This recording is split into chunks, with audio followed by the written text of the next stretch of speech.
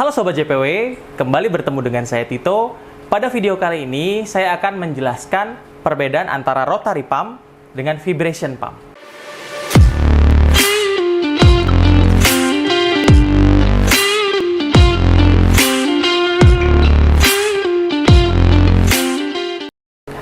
Kedua pompa ini adalah kedua pompa yang lazimnya digunakan pada mesin espresso.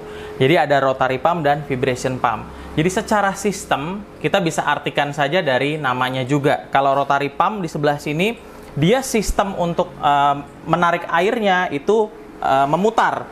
Jadi dia ada putaran, terus di sini juga ada head pumpnya. Jadi ini nanti posisinya akan seperti ini, terus dimasukkan ke seperti ini.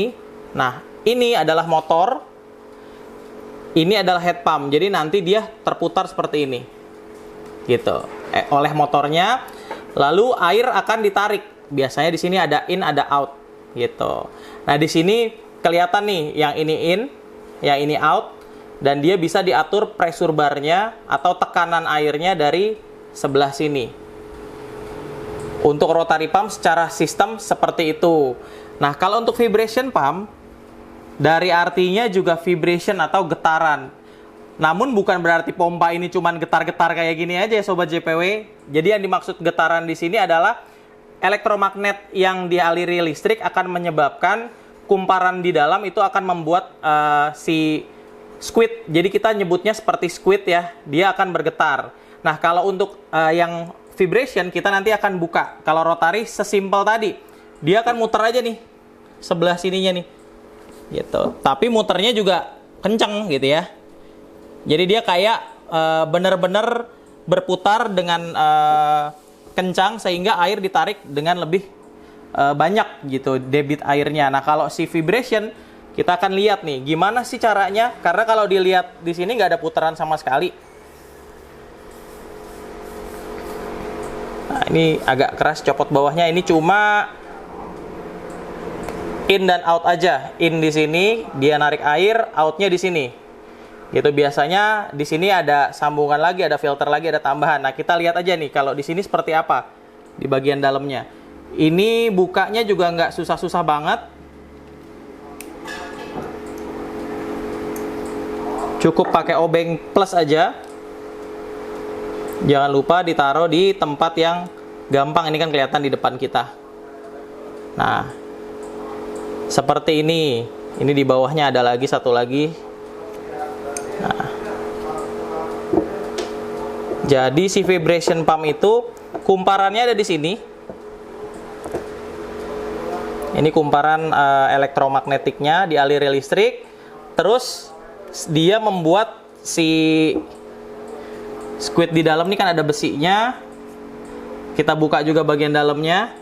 Modelnya kayak squid. Nah, ini masih ada bekas air. Nah, bukan Squid Game ya.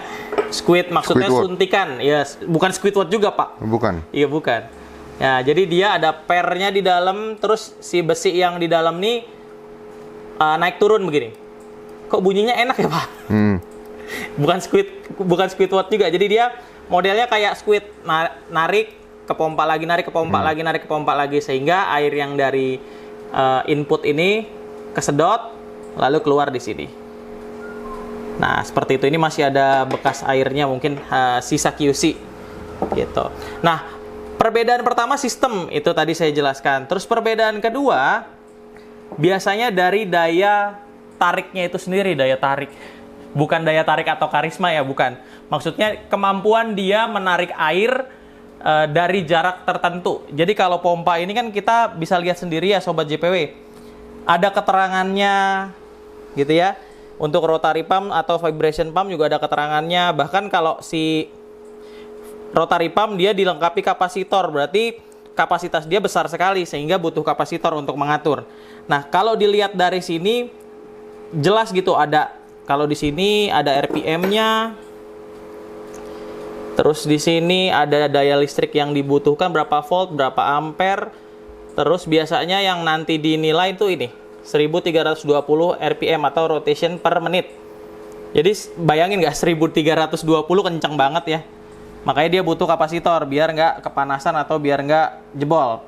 Itu untuk rotary pump. Terus kalau ini di sini ada model, tipe, berapa volt yang dibutuhkan, berapa hertz, sama dia berapa watt dayanya.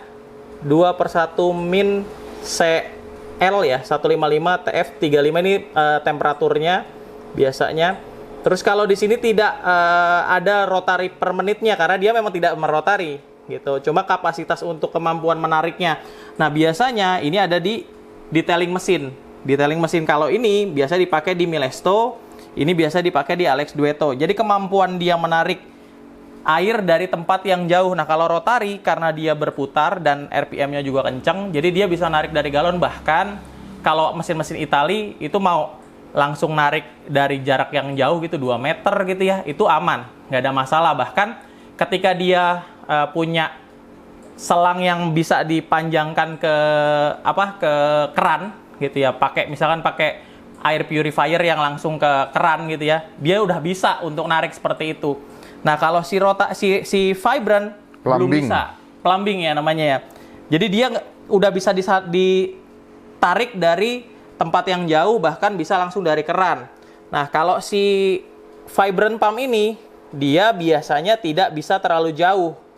Gitu. Tidak terlalu jauhnya seberapa jauh, Mas? Nah, nanti akan ada pertanyaan itu. Nanti di next video, kita akan coba untuk si vibration pump. Kalau rotary kan udah jelas. Ini pompa. Mungkin pompa air di tempat Sobat JPW juga mungkin segede gini dan seberat ini ya. Gitu. Terus, selanjutnya yang berbeda dari material dan beratnya. Nah, material dan beratnya udah jelas sih. Ini materialnya juga ada besi. Terus ada kumparan-kumparannya benar-benar tembaga ya. Ini kayak dinamo dinamo bukan Tamiya ya. Dinamo mesin air kayak gitu. Terus di headnya juga bikinnya built-in quality-nya juga nggak main-main. Ini kuningan nih biasanya. Dan dia ya benar-benar rapih ya. Padahal sebetulnya kalau dibilang dua-duanya ini brandnya made in Italy loh.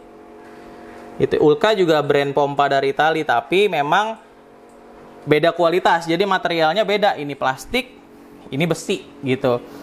Terus selanjutnya yang beda harganya jelas.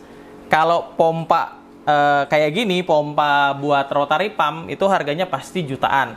Bahkan headnya ini kalau Sobat JPW browsing mungkin si headnya aja sekitar 1,5 lebih lah. Pompanya lebih mahal lagi, pompanya kurang lebih sekitar 3 juta, 4 jutaan.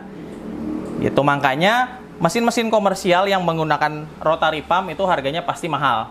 Gitu, karena dari equipment di dalamnya, dari barang-barang yang ada di dalamnya atau part-part di dalamnya memang mahal.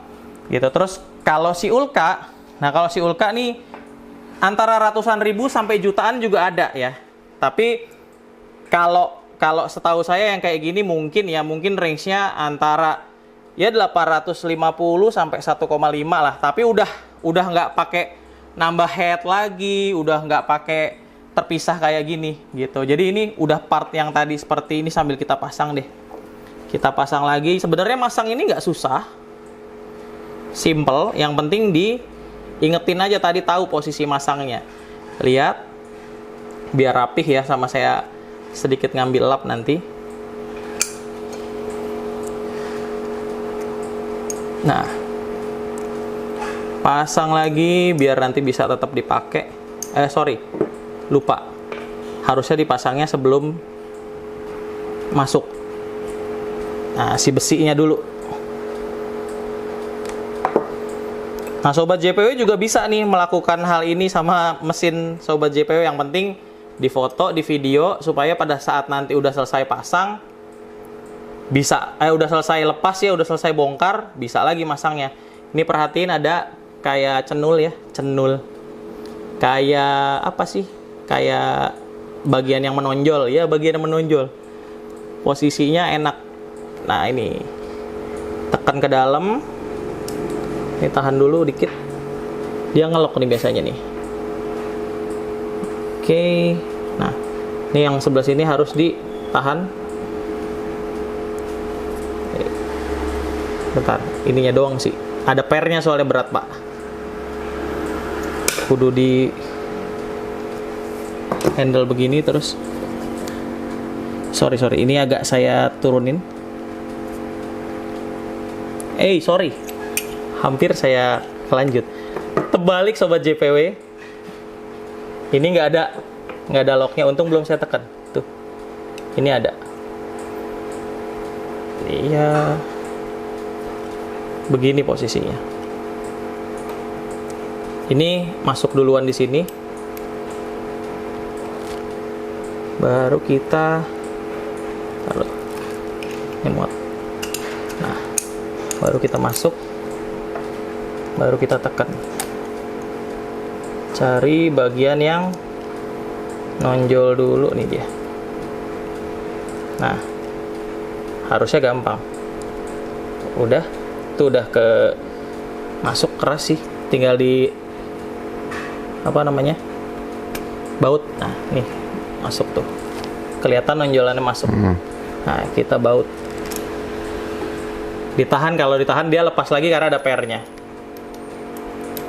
Dan dia ada seal-sealnya, jadi hati-hati si sealnya nanti tidak masuk dengan benar. Kalau tidak masuk dengan benar, tandanya gimana? Pada saat kita tahan tadi dia nggak proper, kayak yang barusan kan salah masang terbalik, dia nggak akan mau masuk. Gitu. Cukup sih seperti ini. Nah, nanti ada pertanyaan, Bang, Milesto kan pakainya yang Ulka ya, masih vibration dong. Di video abang pernah bahas vibration tidak bisa menarik dari jarak yang cukup jauh. Betul. Jadi kalau dibandingkan dengan rotari jelas jauh. Jadi ini tidak akan bisa menarik dari jarak yang cukup jauh. Nah, jarak yang cukup jauh itu seberapa jauh? Nanti kita akan coba di video selanjutnya. Biar benar-benar detail. Seberapa jauh sih dia bisa narik? Dari mulai misalkan kita cek setengah meter, 1 meter, 1,5 meter, 2 meter, bahkan seterusnya. Apakah dia tetap kuat, dapat flow aliran yang sama, atau dia makin lama makin memang low, makin berkurang. Karena di JPW kita sendiri gitu menggunakan Milesto dengan pompa Ulka ini untuk menarik di galon. Gitu. Sobat JPW mungkin udah sering nonton video kami di sini. Milesto kita pasti narik dari galon. Gitu. Jadi kalau ada pertanyaan, kok bisa ya Bang pompanya dipaksa seperti itu, rusak nggak ya Bang? Selama ini alhamdulillah memang tidak ada kerusakan di pompa, nggak ada masalah sama sekali. Makanya kita akan tes langsung dalam keadaan begini. Ini narik, ini airnya keluar, terus si selang ini kita panjangin sampai ya tadi 2 meter lah ya. Karena saya biasanya untuk Milesto maksimal selangnya ukuran 2 meter, tapi nggak bener-bener 2 meter terus jaraknya 2 meter, nggak. Jadi baling dari atas pompa ke bawah kurang lebih 1 meteran lah. Jadi tinggi meja 80 cm, tingginya mesin kurang lebih 30 cm, berarti sekitar 1 meter lebih turun ke bawah, seharusnya gitu. Tapi nanti benar-benar kita coba dari 50 cm, 1 meter, 1,5 meter, sampai 2 meter. Nanti kuat nggak sih nih pompa gitu ya. Nah, nanti ternyata kuat. Ya orang berebutan beli Milesto ya Pak? Yoi, nggak apa-apa. Ya ternyata kuat. Oh, terus Alex Dueto sama PID-nya gimana? Beda kelas. Jadi kalau nanti ditanya, Bang, nanti kalau Milesto-nya emang bener-bener kuat terus bisa buat narik dari jarak yang 2 meter gitu yang jauh, Dueto sama PID-nya gimana? Ya nggak ada masalah, karena untuk mesin Italia itu bukan cuma gara-gara pompanya mahal. Jadi material yang lainnya, built-in quality-nya, terus PC board-nya, sistemnya, PID control-nya, banyak deh kalau dijelasin satu-satu. Konsistensinya. Nah itu, banyak deh yang kalau memang dijelasin satu-satu. Gitu. Tapi di part ini saya hanya mau menjelaskan part rotary pump dan vibration pump. Kesimpulannya, kalau sobat JPW ingin membeli mesin ya, mesin espresso ya tentunya yang lagi kita bahas, bagusan vibration atau rotary? Jelas jawaban saya rotary. Gitu. Tapi rotary tadi udah dijelasin juga harganya pasti mahal. Gitu. Ketika sobat JPW punya budget yang memang minim, jadi bukan berarti sobat JPW nggak bisa mendapatkan mesin yang bisa narik langsung dari galon, gitu kan, capek juga isi water tank tiap saat gitu ya. Sobat JPW bisa beli beli mesin yang vibration tapi yang sudah bisa dimodif untuk menarik dari galon, gitu. Terus kalau ada pertanyaan lagi, kalau disuruh milih, mendingan rotary harganya misalkan di atas 30 juta gitu ya, atau vibration di bawah 20 juta. Ya balik lagi, kalau nggak ada budget, ya pas saya milih vibration tetap, meskipun dia kita paksa untuk narik dari galon gitu. Tapi kalau memang ada budget, ya saya nggak akan ngalangin Sobat JPW buat beli yang lebih proper gitu, karena secara kualitas jauh sih. Mesin ada harga, pasti ada rupa gitu. Nah, kesimpulannya seperti itu. Terus kedua pompa ini punya kelebihan dan kekurangan masing-masing. Jadi jangan ngejudge atau jangan bilang, ya saya pokoknya nggak mau tahu, pengennya pakai rotary tapi harganya di bawah 20 juta. Ya susah. Gitu, jangan kayak gitu ya. Jadi kita harus fleksibel sesuaikan dengan ya kenyataan. Budgetnya segitu ya dapatnya ini. Budgetnya agak banyakan dapatnya ini gitu. Jadi kesimpulan seperti itu. Yang penting dua-duanya sudah bisa melaksanakan tugasnya, yaitu menarik air dengan bagus, dengan baik, dan konsisten. Kalau dibilang konsisten, dua-duanya konsisten sesuai dengan porsinya sih, seperti itu. Oke, thank you udah nonton video ini Sobat JPW.